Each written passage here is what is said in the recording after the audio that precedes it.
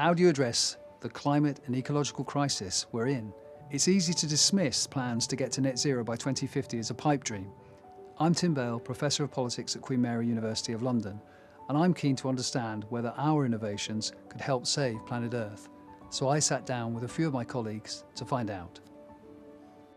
So Franziska, you're a lawyer specialising in insurance. For most people, there wouldn't be an obvious connection with climate change. So could you tell us a little bit about that? Yes, of course. So insurance is very crucial in relation to climate change because traditionally insurers have been taking the role of a risk transferor. So where we see physical climate risks or climate-related physical risks like drought, flooding, wildfires, they would be insured so that policyholders get compensated for loss.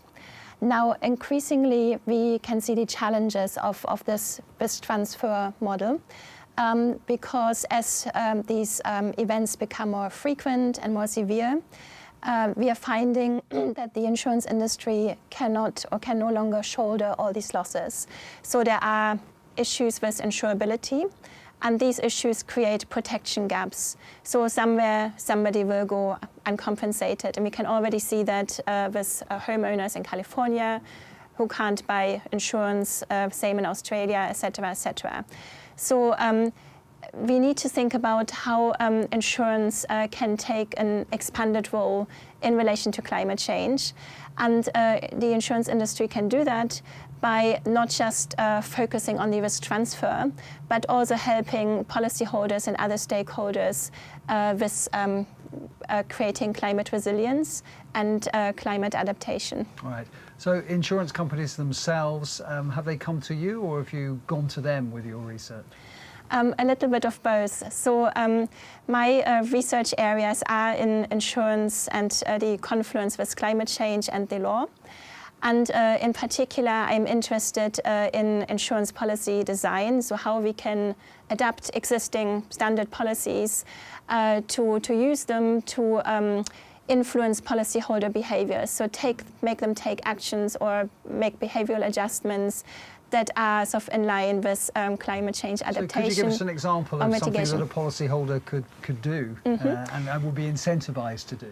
Of course. So there are sort of a number of ways of doing that. So if you look at the contractual relationship between a policyholder and an insurer, there are, throughout the life cycle of a policy, there's sort of a number of points of engagement.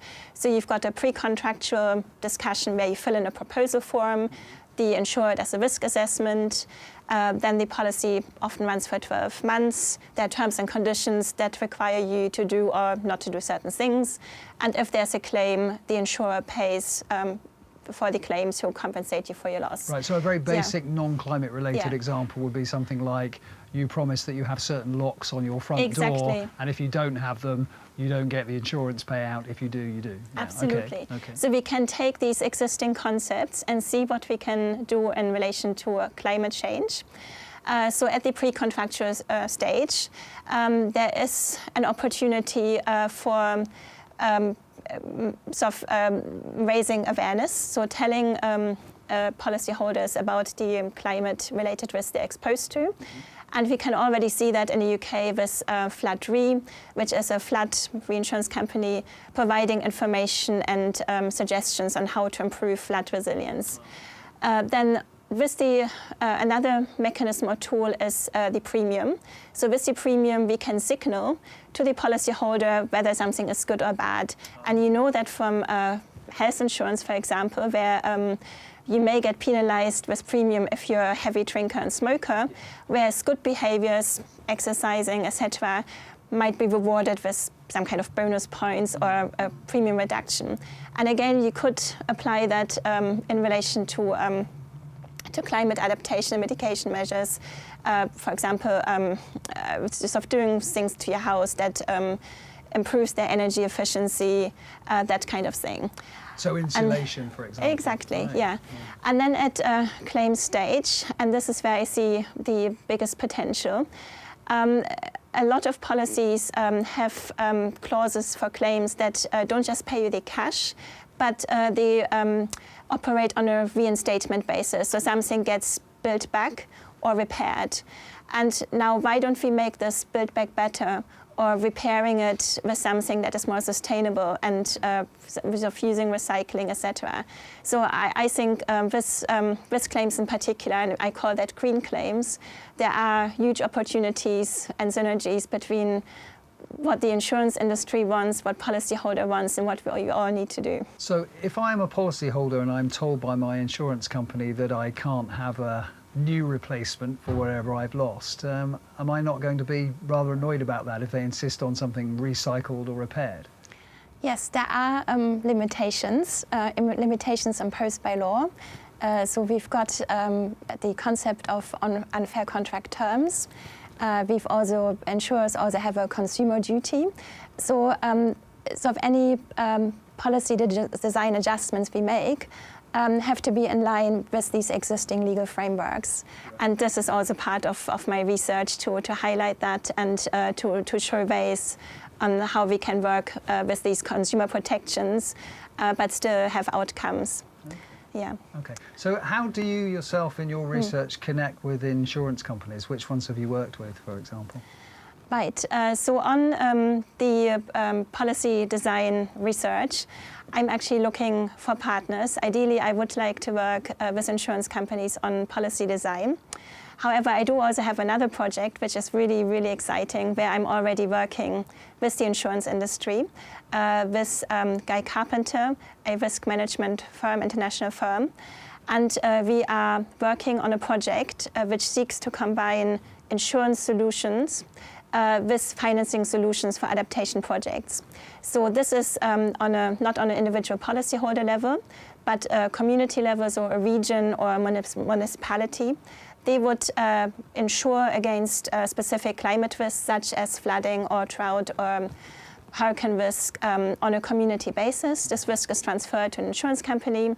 That insurance company then transfers the risk via what's called a CAT bond, nothing to do with the animal, stands for catastrophe bond, into the capital markets. But in our project design, not just to the traditional capital markets, but also to other investors, ESG investors and philanthropic investors. And so ESG, just for those of us who don't get that? Yeah, environmental, social and governance.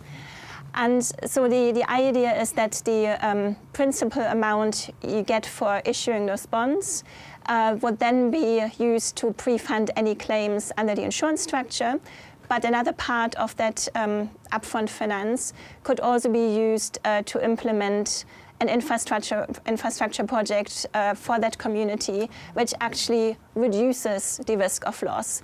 So, and ideally you do that during the lifetime of that insurance project, which could be 3 or 5 years. So you're actually monetizing the risk reduction. Even whilst the insurance is in place, the risk is already decreasing because you've got this risk adaptation project, like some kind of flood prevention measure or a water recycle measure. So I'm working with Guy Carpenter, but I'm also working with Queen Mary's partner institution, FGV, in Brazil. And we are, at the moment, we're at the stage of identifying a potential project in a region of Brazil, Ribeirão Preto, which is often affected by droughts. It's a coffee growing region. So we're looking at how we can sort of win a municipality to try this out with us as a pilot project, and hopefully with positive results, which would mean that our sort of theoretical concept would be proven, and we could then use it to sort of replicate it, use it as a blueprint, and use it in other regions with different climate risks, etc. Okay. So, looking cynically at it, what's in it for the insurance company? Well, for insurance companies, because of the issues with insurability of climate risk, it's actually in their interest to find solutions, because as these climate risks become more difficult to insure, they'll have higher claims, then they'll have to increase premium. People don't want to buy insurance anymore or can't afford it anymore. So there would be a drag on their profitability, and eventually they would lose business. So it's in their interest to come up with different concepts. But there's also, I think, a genuine wish in the insurance industry to make a contribution to the challenges of climate change. So there's a lot of interest. When we sort of published our initial concept, there was a lot of interest from the insurance media. I was interviewed several times. There was just a lot of excitement about it, and I think now the difficult stage is to sort of put it into practice and prove it. Okay, so you've mentioned Brazil, and obviously there, you know, there's a lot of politics in climate change, but there's also quite a lot of politics in climate change in the UK as well. And recently we've seen a degree of rowing back, if you like, on the part of the government, not of their net zero goals, but at least the means by which we meet those net zero goals. What's your opinion on that? Yeah, so I agree with you. There are difficulties with meeting these goals. The UK Climate Change Committee has actually given a statement to say that there are concerns about the UK meeting its goals. There's also an NGO called Climate Change Tracker, which measures each country's efforts and contributions against the goals, and most countries are marked as unsatisfactory or not meeting their goals. It is really difficult with the cost of living crisis.